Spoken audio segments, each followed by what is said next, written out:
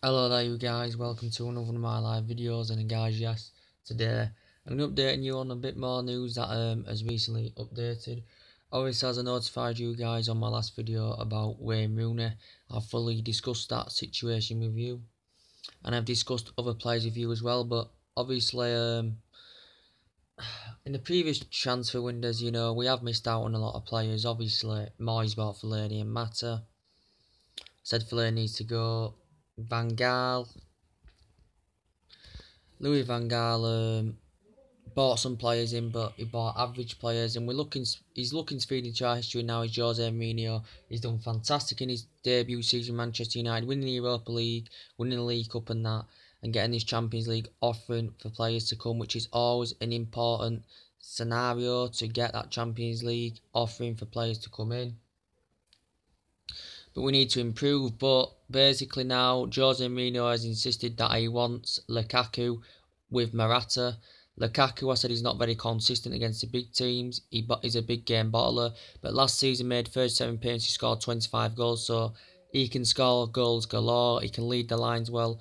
Good at getting through the channels, and he's good at physically going around defenders. But obviously Ronald Koeman at Everton are looking to bolster their squad, and they are looking for potential replacements, because basically Everton are going to be spending quite a lot of money this summer, I presume, for them to try and get, fight for the top four, as they did before when they had good players in the team. But looking to bolster their squad are Everton, and they've looked into Babacar as a possible replacement if Lukaku leaves, which is a debate on his future. He's currently a Fiorentina player. He's 6'3". He's scored last season. He had a standout campaign with Fiorentina last season, 14 goals in 31 appearances. He's currently forward. He's very good in the air, got electrifying pace, good at physically going around defenders, and according to Everton, he would be a fantastic replacement for them. He's aggressive, very precise on the ball, very composed. He's an efficient finisher as well, and he's risen up the ranks fantastically well, this Babacar. But Everton are looking to spend huge in the summer. I said Lukaku wouldn't be my first choice, but I said we need a potential striker there. We need a potential striker there with Morata.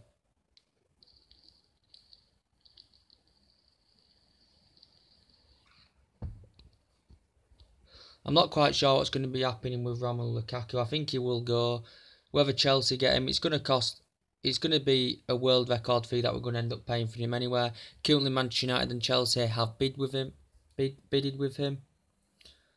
But we'll see what happens about that, guys. And yeah, also with Donnarumma, as I said before, if David De Gea was to leave the club, I would love the likes of Donnarumma to come in if he was to leave.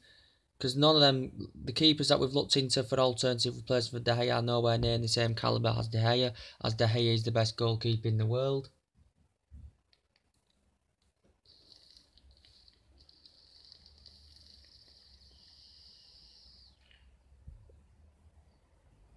But about De Gea, yeah, he's the best goalkeeper in the world, and there's been talks if he leaves that Joe Hart's on the equation. As I said, he's a Manchester City player, he's a clown, and I don't rate him at all.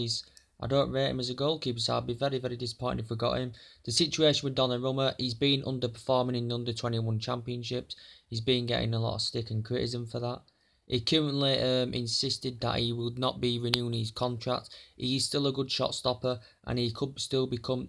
He shows good character for his age and that. And he will progress as he gets older, and he will progress, and he could be the world's next number one. He also recorded before that Raiola, the agent of Pogba and Zlatan, clarified the situation on Twitter about this, as Donnarumma had insisted that his Instagram page had been hacked and it had currently been deleted. But I think they've been in further talks since then, and negotiations have been going further down the line. Juventus have been in there. I think Manchester United have been in there, and a lot of Manchester United fans said there would be ecstatic if we was to get if we was to get Donnarumma if David De Gea was to leave. And also Real Madrid have been in there as well. And it's been the situation with De Gea and Donnarumma, Keylor Navas and all that. But I hope David De Gea does stay. I presume that he will be staying. I hope so. This could re-emerge now. the David De Gea situation with Madrid and Alvaro Morata coming to Manchester United possibly. But I just hope that David De Gea is here next season. He's born in Madrid, you know, he's been house hunting in Madrid as well, so his family relatives from there, his girlfriend's from there, but I'm not quite sure what's going to happen with David De Gea. More things will be updating about that, so we'll see what happens about that. Obviously, Juventus looking to spend money as well, because obviously they did fantastic well last season, winning the Serie A and plus progressing to the Champions League final. They've put a bid in for Benedasci. I think Manchester United have been in there as well. I do highly rate him. I said he's comparable to Ivan Perisic. I think he's slightly better than Ivan Perisic. He's done well for the under-21s. He's very good, very skillful, very good in the air, very precise on the ball, very composed. And I'd like him at Manchester United, but according to reports, Juventus have put around a £30-40 million bidding for him. So there could be in the ascendancy to get Bernardeschi on the board. I do highly rate him. I do like Bernardeschi. Some people prefer even Perisic, but I think they have similarities, guys. I do think they have similarities, but I do think he's slightly better. He's Bernardeschi, to be quite fair. But as I said by today, I did expect signings, another 1 or 2 signings, but hopefully by the US Tours and the LA Galaxy game, we'll have at least another 1 or 2 signings, you know. But there's still time to go in this transfer window yet. There's still players available down the line that we'll look into, and hopefully we will succeed in this transfer window. It's fantastic that Martial is young. He's going to gain more experience. He needs to improve on his game more, and he will improve on his game more when he gets them games under his belt under Mourinho. Currently keep him on the left, and we currently have missed out on players this summer, guys. We missed out on Griezmann, which was a disappointment. People have dwelled about this. We do need them reinforced up front, but Griezmann all come to a collapse because of the transfer ban. We may still look at him in January. Of course, we missed out on Bernardo Silva. He did a U-turn to Manchester City, so we missed out on him. So we have missed out on quite a few players this summer, but there's no need to worry. We've got the money, we've got the funds to do it, and Lukaku, I would be happy with some of his physical attributes. Some of them, no, but he's a good goal scorer, and that's what we need. Them players who are going to score them goals and deliver the goods. We need that number 9 because Zlatan Ibrahimovic has left now. Someone who's going to operate at number 10 role. Well, maybe not, because Rooney probably is not leaving now, as I told you guys. And Manchester United may keep that number 7 role vacant for the time being. Commercial point of view, wouldn't want to keep it vacant, but we may keep it vacant.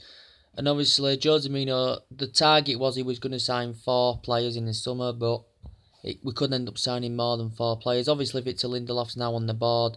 He got reservation about his game, but he's achieved well at Benfica. And there could be the reincarnation of Vidic and Ferdinand Bailey and Lindelof as a strong centre-back partnership. But yeah, we'll see how it goes at the end of his tenure, Lindelof, so we'll see, yeah. But Jose Mourinho succeeded last summer. He's got that winning pedigree. He's proved it at Chelsea. He's a fantastic manager, and he does succeed in transfer windows. He succeeded last summer with Pogba, Mkhitaryan, Zlatan Ibrahimovic and Bailey. 4 masterclass signings. Wait there, guys.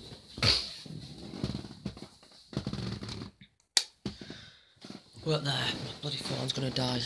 And this video may go off. Wait there. There we go. And yeah, we've missed out on players in the past. We've missed out on Fabregas. We've missed out on, quite a lot of players. Looked for Ronaldo in the past as well. But yeah, guys, there's nothing much more to update. I just updated about the Lukaku thing. That Everton are finding replacements. Everton are going to spend big this summer. They have agreed with it.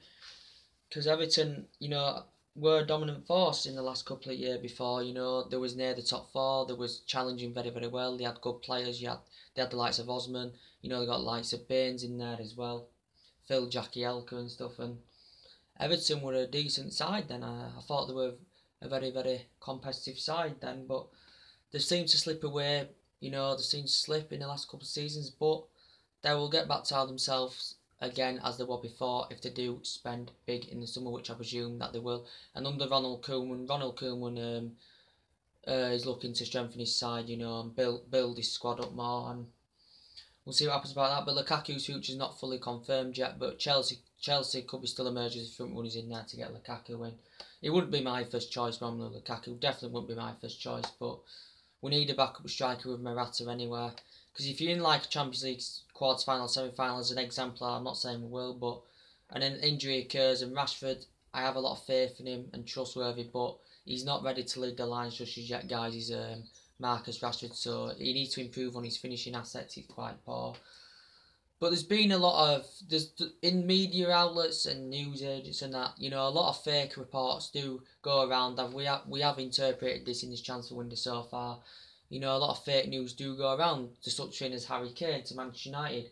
I never believed it in the first place because Harry Kane, Tottenham have been. I think they'll be a title challenge again next season. They've been very consistent the last few years. They're in Champions League football. Nice. Pochettino's got Tottenham playing some absolute fantastic, lovely style of football that they're playing. Being very consistent. They've been unlucky not to win the league.